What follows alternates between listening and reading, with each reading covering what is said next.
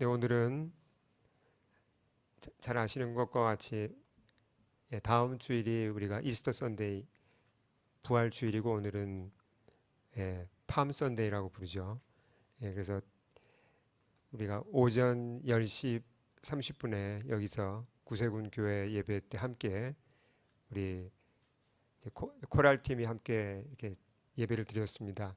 그래서 현지인들과 함께 또 예배를 드린다는 거 참 감사했고, 또 몬트리올에도 이렇게 이제 우리 한인들뿐만 아니라 훨씬 더 많은 우리 현지인들이 크리스찬들이 함께 있습니다. 우리가 함께 이렇게 부활하신 예수님, 또 우리를 위해 죽으신 예수님을 따르고 있습니다. 제목을 보시면 세 가지 단어가 있죠. 무엇이 보이십니까? 세 가지 단어가 팜트리, 그리고 왕, 그리고 나귀. 이 세 가지 단어가 오늘 본문을 이해하는 키워드가 되겠습니다.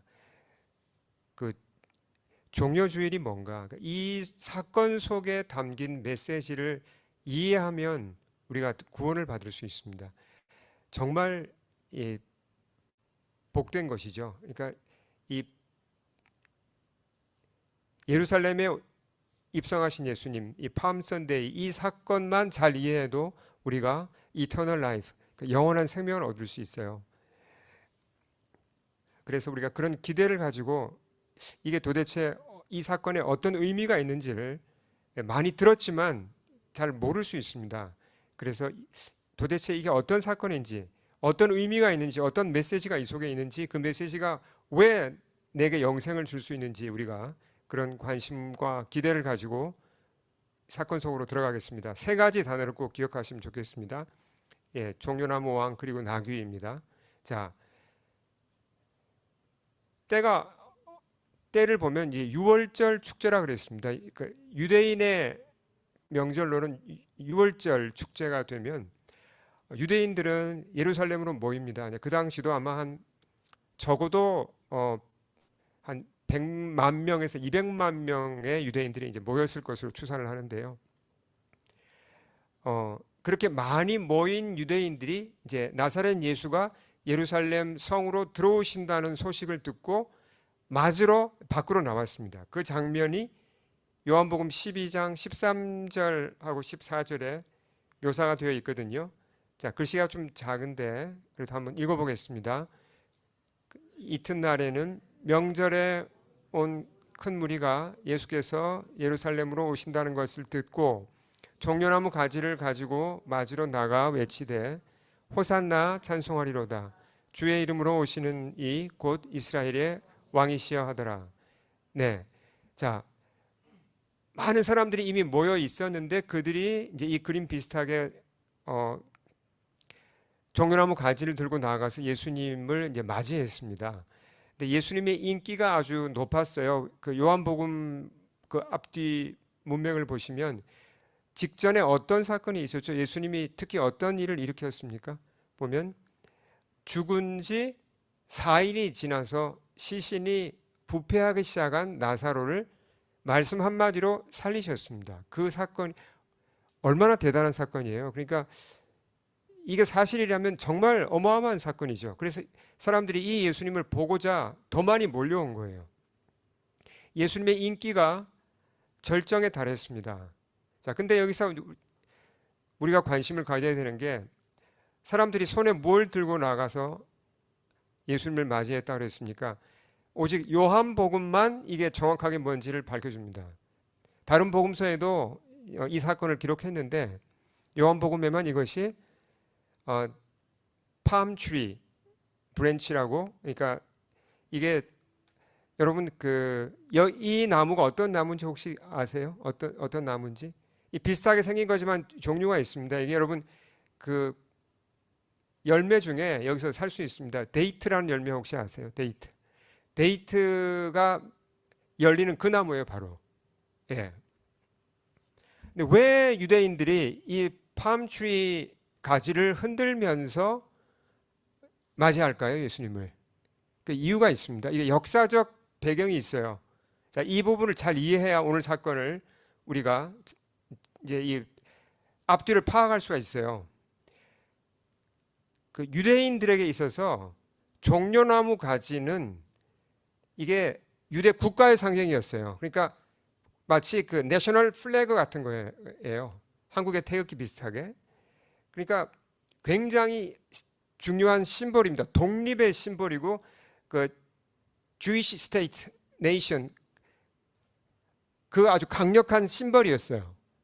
왜 그렇게 됐냐면 그 기원전 2세기에 이스라엘이 이제 다른 나라의 그 주권을 빼앗겼습니다. 그때 이제 아직 힘이 남아있던 그 헬라 제국이 이스라엘을 그 지배했거든요.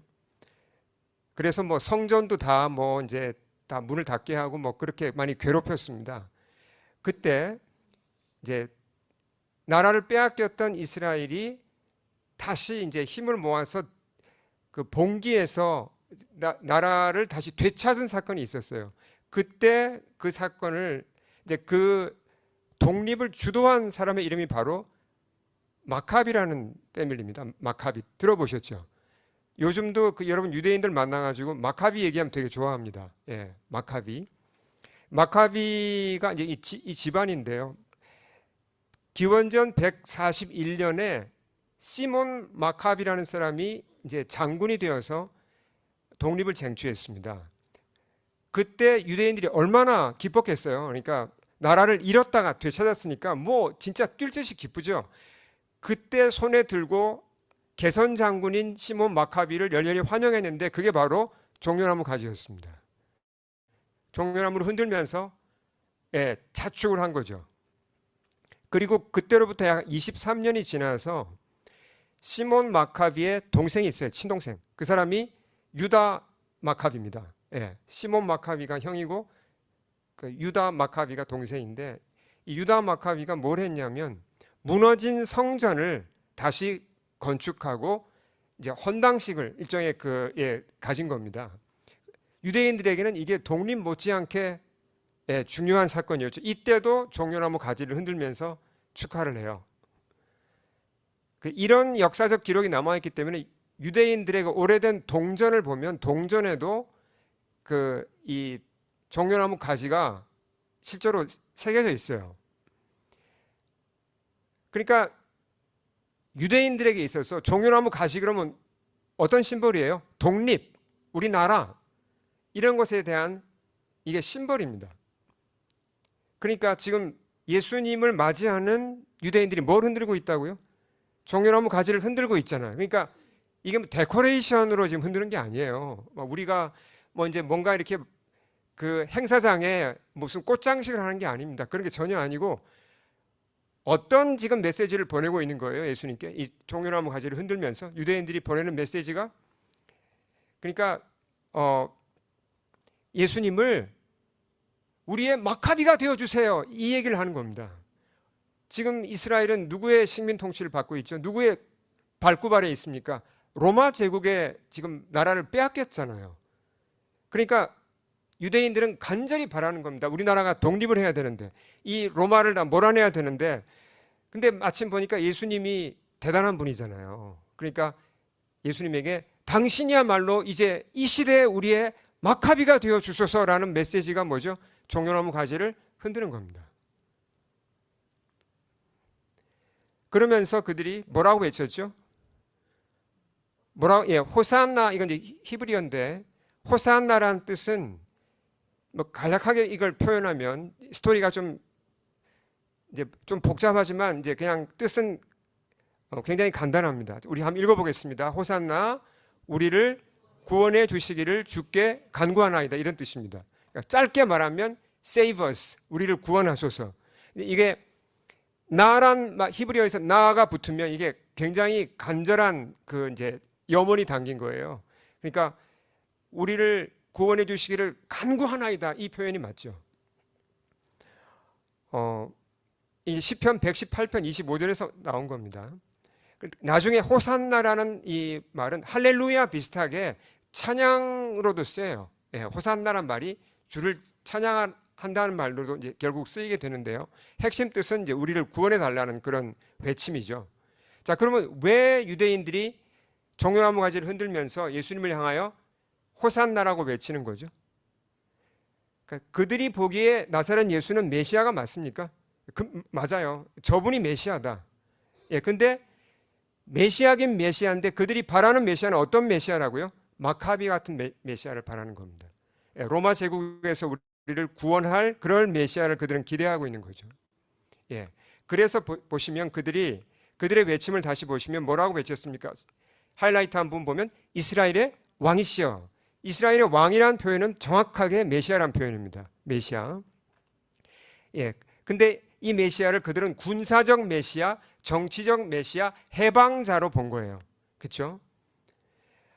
그러니까 유대인들이 여기서 바라는 건 뭡니까? 가장 간절히 이 시점에서 가장 간절히 바라는 것은 그들의 독립이고 나라를 이제 바로 세우고 싶은 거예요. 짓밟힌 나라, 가난한 나라, 주권 없는 나라에서 벗어나서 독립하고 우리도 이제 좀 강하고 잘 사는 나라를 세워보자는 겁니다. 근데 그걸 누가 해줄 수 있다고 믿는 거예요? 나사렛 예수가 해줄 수 있다고 믿는 거죠. 예. 그러니까 이 사람들의 이제 그 유대인들의 바람을 한마디로 정리하면 뭡니까? 예. 정치적, 민족적 해방을 구원으로 여겼다는 겁니다. 자, 여기서 이제 주목해야 되는 단어가 구원이라는 단어예요. 구원. 유대인들이 볼 때 구원이 뭐예요? 메시아는 구원하는 자가 메시아인데 그들이 볼 때 구원은 예, 나라를 바로 세우는 겁니다. 로마를 몰아내는 거고 그리고 가난을 벗어나서 잘 사는 나라를 만드는 게 그들이 볼 때는 구원이었어요. 근데 이해가 되죠. 이 사람들의 심정이 이해가 됩니다. 이걸 무시하면 안 됩니다. 중요한 거죠. 실제로 한국도 한때 일본의 식민지였잖아요. 그렇죠. 여러분 우리 자녀 세대들은 뭐 그냥 얘기만 들었겠지만 뭐 여기서 실제로 경험한 분 없지만 우리가 다 들어서 알고 있잖아요. 얼마나 힘들었는지. 식민지가 된다는 건 정말 비참한 겁니다. 식민지가 된 나라는 독립이 필요해요. 분명히 필요합니다.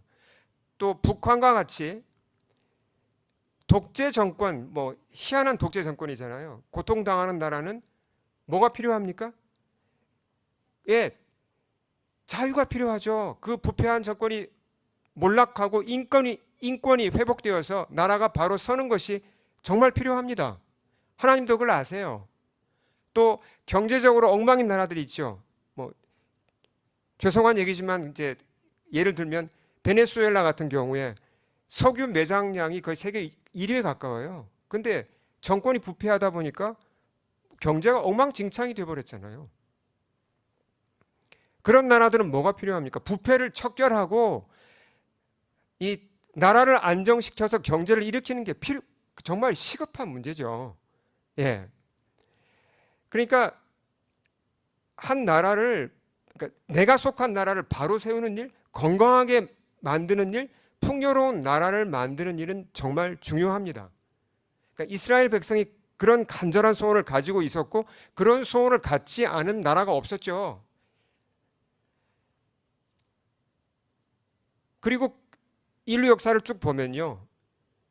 뭐 이렇게 여러 일이 많았지만 이런 나라를 정말 좀 정치도 안정되고 발전하고 경제도 좋아지고 인권도 잘 이렇게 세워지고 그런 정말 건강하고 부강한 나라를 세우고자 하는 그 열망을 이룬 나라들이 있어요. 있죠. 완전하진 않지만 그런 나라들이 있습니다. 예. 근데 자, 예를 한번 들어보겠습니다.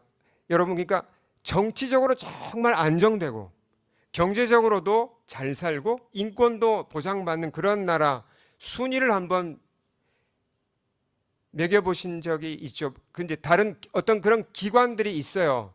제가 한번 찾아봤는데 두 가지를 보면 됩니다. 지금 그러니까 그 민주주의 지수라는 게 있어요. 예, 이게 이제 여기 화면에 제가 띄워놨죠. 이런 이제 조사하는 기관이 있습니다. 그리고 유엔이 이제 그 유엔 개발 계획에 인간 개발 지수라는 게 있습니다. 이 두 가지를 가지고 그 나라를 평가할 수 있어요. 얼마나 이제 정말 민주적이고 정치가 발전했고 경제적으로도 또 인권도 다 좋은지를 평가합니다. 근데 이런 평가들을 보면 주로 1등하는 나라가 어느 나라인지 혹시 아세요? 1, 2, 3등 안에 드는 나라는 거의 정해져 있어요. 1등이 어딘지 혹시 아세요? 노르웨이예요, 노르웨이. 예, 노르웨이, 뭐 아이슬란드도 가끔 뭐 3등 안에는 들어가고 또 뭐 뉴질랜드도 상당히 높고 캐나다 몇인지 아세요? 캐나다 대충 캐나다는 예, 대충 한 10, 한 뭐 3, 4등 뭐 이 정도. 한국은요? 한국도 그렇게 나쁘진 않습니다. 한국은 보니까 한 20등 한 초반대? 예. 오히려 미국이 더 별로 안 좋더라고요. 미국이 한 30등 가까이. 자, 어쨌든 자, 그러면 1위인 노르웨이. 이 나라가 그럼 우리가 뭐라고 얘기할 수 있습니까? 노르웨이를 뭐라고 부를 수 있죠? 이 세상에서 사람이 만들 수 있는 가장 좋은 나라 맞습니까? 그렇잖아요. 우리가 기대할 수 있는 가장 좋은 나라는 노르웨이라고 할 수 있죠. 그러면 이제 이런 질문을 해볼 수 있습니다. 노르웨이 사람들이 정말 그러면 행복할까? 그렇게 그들이 원하는 좋은 나라를 만들었는데 잘 살고 안정됐는데 정말 그럼 행복할까? 수치를 가지고 한번 체크를 해보죠. 자살률 세계 평균보다 높아요. 이 뭘 얘기할까요? 예, 이건 우리가 많은 의미를 줍니다. 그리고 어떤 정신질환이란 건요, 사실 누구나 이건 걸릴 수 있습니다. 이건 이제 이 예를 든 건 이제 사실 저희 아버님 같은 경우도 오랫동안 우울증을 앓으셔서 약을 드셨거든요. 근데 이게 참 현대인의 병이죠.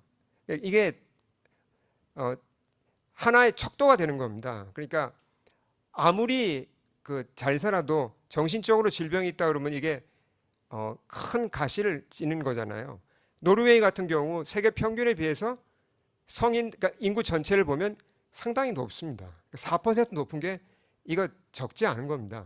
그러니까 이 17%라는 건 뭘 얘기하냐면 국민 전체가 평생에 한 번 정신과 질환을 알아서 치료를 받는 사람이 17%까지 된다는 얘기입니다. 한국 얘기는 하지 않겠습니다. 한국 얘기하면 너무 복잡한데 이제 그냥 짧게 말씀드리면 한국은 이것보다 훨씬 높아요. 나중에 한번 찾아보시기 바랍니다. 근데 청소년 정신질환을 보면요.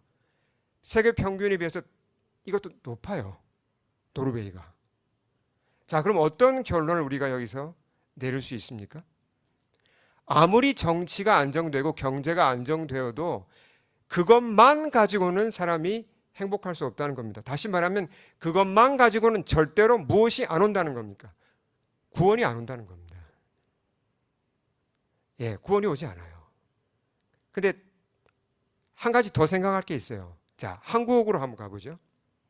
한국 전쟁이 언제 일어났죠? 우리 피어나는 제자들 몇 년도에 일어났어요? 한국 전쟁 1950년. 누군가 피어나는 제자가 답한 겁니까? 아니면 부모님들이 답한 것입니까? 어쨌든 1950년에 전쟁이 일어났고 뭐 잿더미가 됐죠. 아무것도 안 남았습니다. 가장 가난한 나라였죠. 근데 정말 75년 만에 거의 이제 한국이 선진국이 됐습니다. 자, 그러면 뭘 비교해 보냐 그러면요. 한국의 1인당 개인의 소득 얼마나 이제 점점 잘 살게 되었는지를 1인당 개인 소득을 보면 알 수 있고요. 파란색 지금 그래프입니다. 파란색. 1950년에 거의 바닥이었어요. 점점점 아주 급격하게 올라가서 2000년도 넘어오면서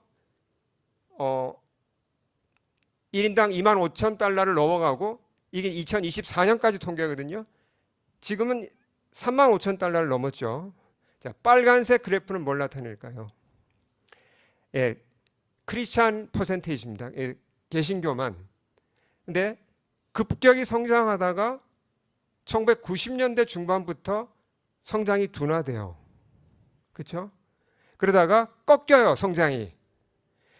이게 2012년 무렵에 그때부터 크리스찬 퍼센테이지가 감소하기 시작합니다. 심각한 문제예요. 맥시멈 크리스찬 퍼센테이지가 그때 약 22.5%였습니다. 인구에. 근데 뭐 이 숫자에 대해서는 뭐 제가 더 이상 말을 하지 않겠습니다. 이게 최대로 잡아도 어쨌든 이제 22%라고 이제 보죠. 근데 문제는 지금 몇 퍼센트인지 아세요? 지금 그러니까 2024년 현재 믿을 만한 그 조사 기관, 뭐 목회 데이터 연구소 같은 이런 조사에 따르면 16.2%예요. 2024년에. 지금은 2년 지났으니까 더 떨어질 겁니다. 전문가들은 뭐라고 예측하냐면 계속 줄어들 거라고 합니다. 자, 그러면 이제 이런 의문을 갖게 되는 거예요. 잘 살게 되는데 나라는 지금 잘 살고 있잖아요. 점점. 그렇죠?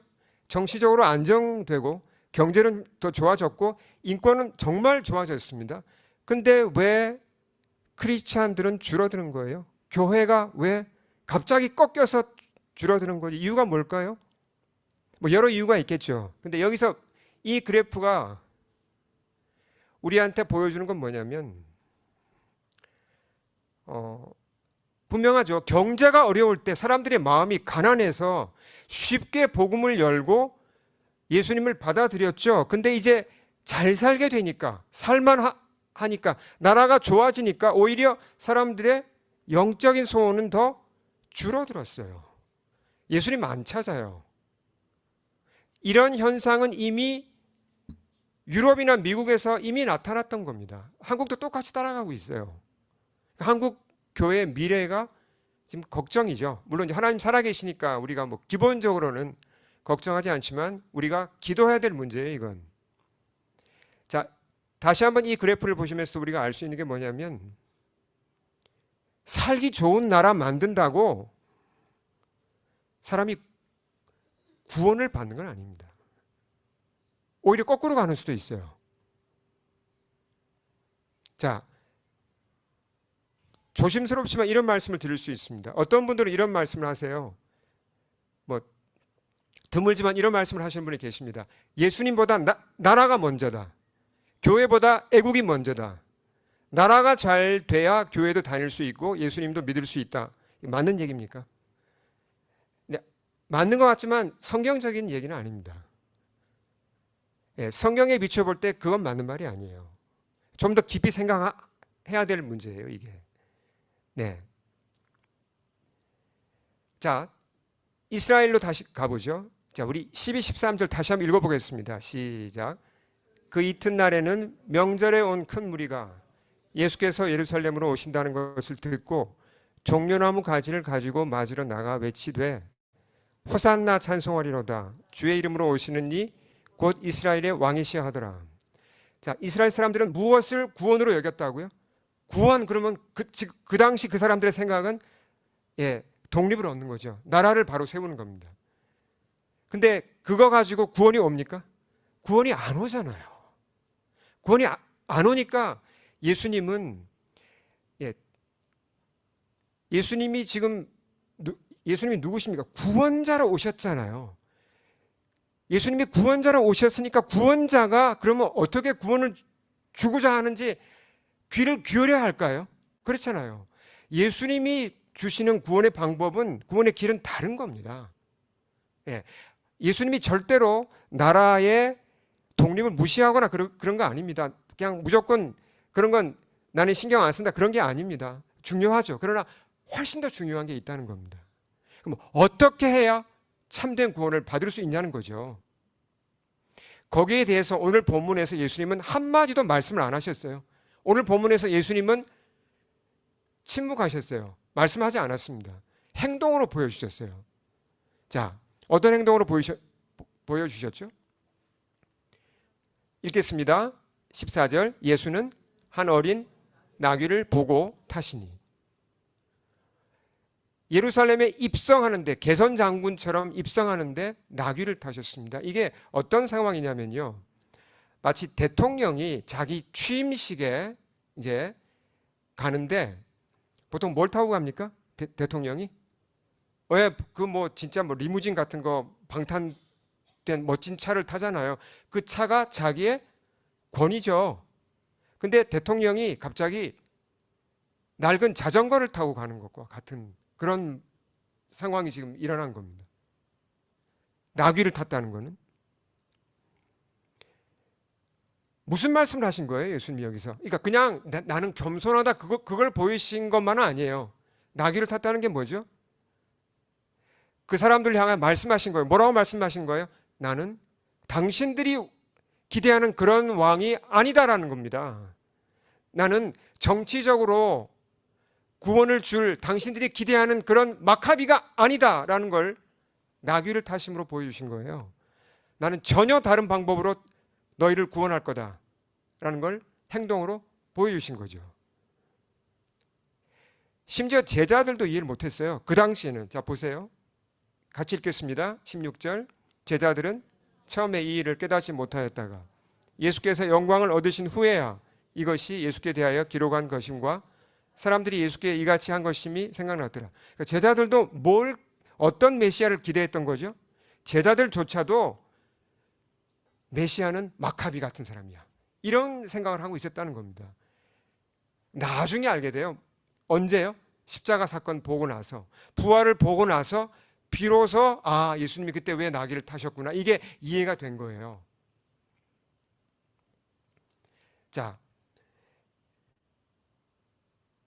예수님의 행동이 이제 결국 이 속에 담긴 메시지가 있는데, 미리 말씀드리면 이런 겁니다. 우리가 좀 더 이따 자세히 보겠지만, 이스라엘 나라가 잘 세워지는 것만으로는 사람이 구원을 얻지 못한다.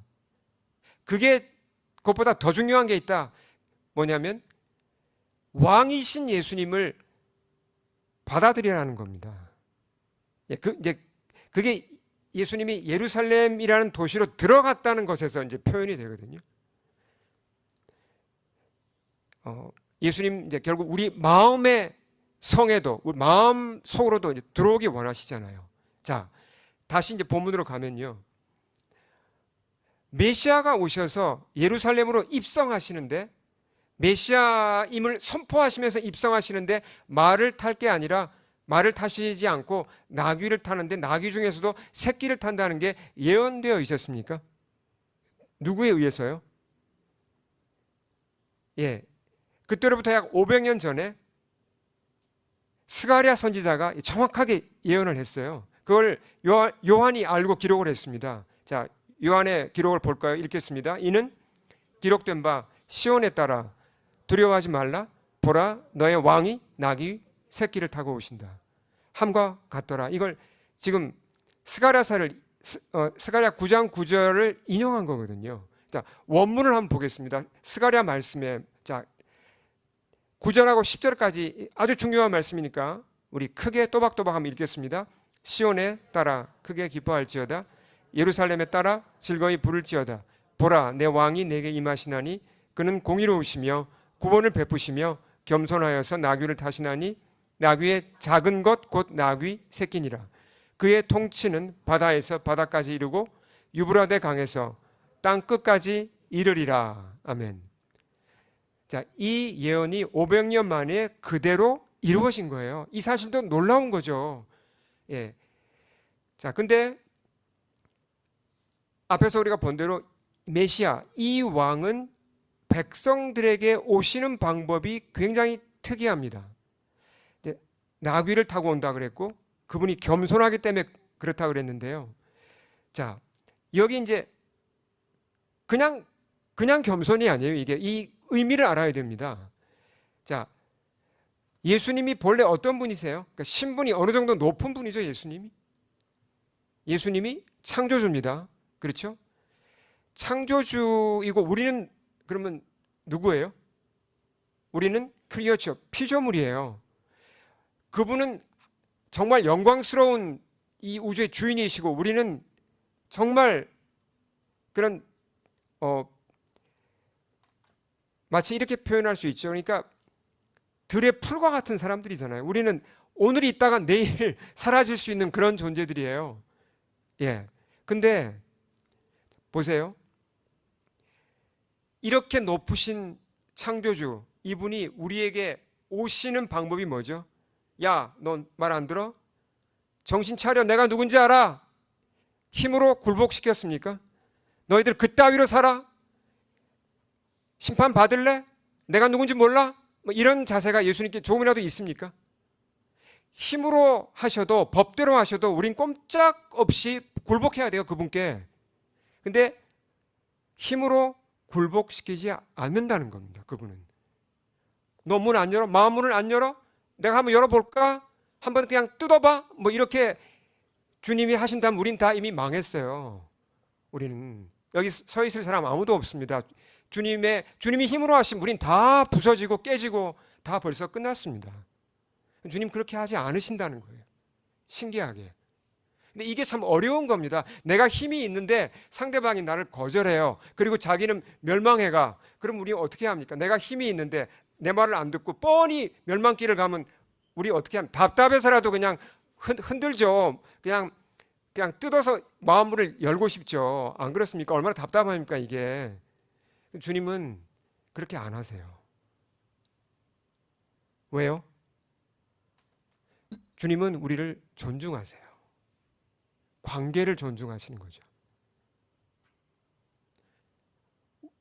이게 참 놀라운 겁니다. 우리가 피조물인데도 주님과 우리의 관계를 존중하셔서 절대로 강압적으로 관계를 맺지 않으십니다. 기다려주시고 두드리시고 사랑을 보여주시고, 이게 겸손이죠. 이런 방법으로 우리에게 오신다는 겁니다. 그래서 예수님 영접하는 게 어떤 분은 정말 오래 걸려요. 예, 그리고 주님 알고 배우는 것도 오래 걸리는 게 바로 이유가 여기 있는 겁니다. 주님이 우리를 인격적으로 대우하시기 때문에. 네. 참 여러분, 다른 종교에 이런 종류의 신이 있다는 얘기 들어보셨습니까? 신은 이런 존재가 아니에요. 다른 힌두교나 무슨 불교는 종교가 아니지만 힌두교나 다른 세상의 고등 종교에 나오는 신들은 다 뭡니까? 힘으로 다 끝냅니다. 힘으로. 예. 오직 예수님만 다르죠. 자, 주님이 그러면 왜 이런 방법으로 사람들을 구원하시나? 이스라엘 사람들이 볼 때는 그들의 인생의 가장 큰 문제가 뭐였어요? 유대인들이 볼 때는 우리가 불행한 이유는 뭐 때문이라고 생각했습니까? 로마 제국 때문이고 우리가 가난하기 때문이고 그렇잖아요. 로마라는 원수가 우리를 누르고 있으니까 우리가 지금 이렇게 힘들다라고 생각했죠. 근데 예수님이 보실 때는 로마 제국보다 더 큰 적이 있습니까? 있었죠. 누굽니까? 사탄이죠. 영적인 세계가 있는 겁니다. 사람들이 죄를 짓고 죄의 노예가 되어서 하나님과 관계가 끊어지고, 그게 바로 모든 세상의 근본 문제죠. 하나님과의 관계, 깨어진 관계, 죄의 종된 문제, 사탄의 지배 아래에 있는 문제, 이게 모든 문제의 근원입니다. 여러분 믿으십니까? 그래서 예수님이 이 근본 문제를 가장 먼저, 가장 우선순위를 두시고 해결하고자 하신 거죠. 예.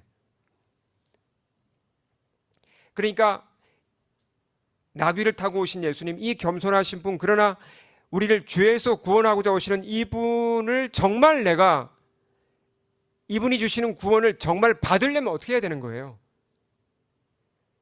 아주 간단한 거죠. 그렇지만 중요한 겁니다.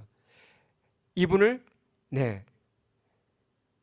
내가 인격적으로 왕으로 모셔드려야죠. 왕으로.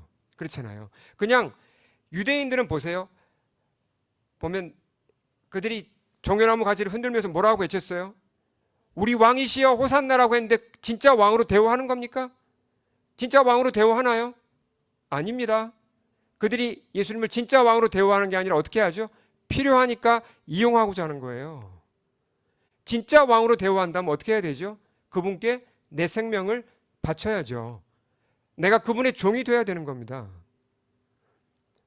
예. 예수님은 왕으로서 지금 예루살렘 성에 입성하셨잖아요. 이게 굉장히 의미심장한 거거든요. 똑같습니다. 어떤 원리죠? 예수님은 왕으로서 우리 각 사람에게 들어오고자 하십니다. 근데 예루살렘 성에 입성하는 것도 쉽지 않았는데 각 사람의 마음에 성에 입성하는 게 쉽지 않아요. 어려워요. 왜요? 장애물이 너무 많아요. 자, 한번 짚어볼까요? 그 환영하는 무리들, 호산나 팜추리를 흔들면서 호산나 한 그들이 이때가 주일이거든요. 일요일이거든요. 월, 화, 수, 목, 금. 5일 만에 어떻게 변하죠? 5일 만에 어떻게 변합니까? 그들의 똑같은 사람들의 입에서 뭐라고 어떤 말이 나왔죠? 예, 그를 십자가에 못 박게 하소서. 같은 사람들이에요. 아, 보니까 이 나사렛 예수 우리가 기대한 그 마카비 아니었어. 아, 우리가 착각했네. 죽여 이렇게 된 거죠. 버리는 겁니다. 제자들은 주님을 따랐지만 문제가 뭐였어요? 연약한 게 문제였어요. 예수님 잡히시니까 어떻게 했습니까? 다 도망갔잖아요. 이렇게 제자들이 누가복음에 보면은 이 찬양을 호산나라고 외치는 중심에 제자들이 있었습니다. 근데 이 사람들 십자가 앞에서 다 도망갔습니다. 그러니까 뭐가 어려운 겁니까?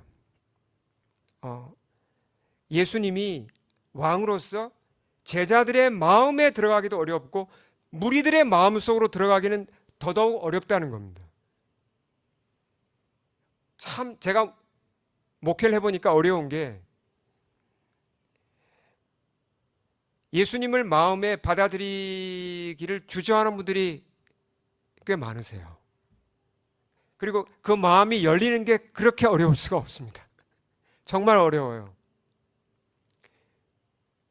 그럼 주님이 어떻게 하셔야 되죠? 메시아로 왔는데. 예수님의 방법은 뭐죠? 사람들은 보세요.